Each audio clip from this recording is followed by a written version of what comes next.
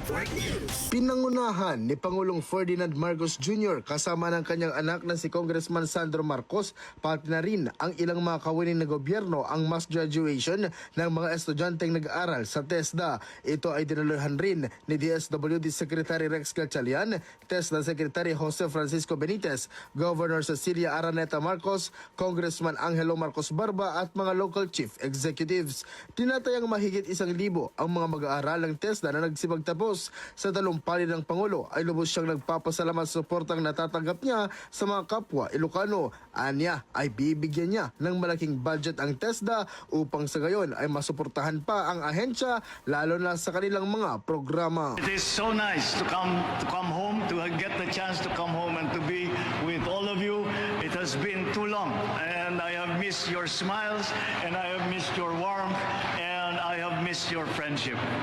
Now, once again, nakasama ko ang mahal kong mga kababayan, nakikita ko ang mga pagbabago na nangyayari dito sa probinsya tayo. At nanumbalik sa akin ang dahilan kung bakit natin ipinaglalaban ang isang magandang buhay para sa bawat Pilipino. It is siguro naman hindi ligid sa kaalaman ng lahat na masino pang mga Ilocano sa pera. Talagang tinitipid kung lalo na pagka panahon ng pangangailangan. Dala-dala ko sa tanggapan ng Pangulo ang katangiang yan. Likas sa atin na magtipid ng salapi at paglaanan ng ating mga pangarap tulad ng pag-aaral.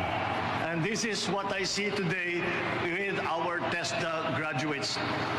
Samantala ay lubos naman na nagpapasalamat ang mga TESDA graduates sa Pangulo at umaasa sila na may tutuloy pa ng administrasyon ang kanilang magandang plano para sa kanila. Kasama mo mula dito sa IFM Lawag, Idol Lawrence Martinez, Tatak, RMN RMN Network News.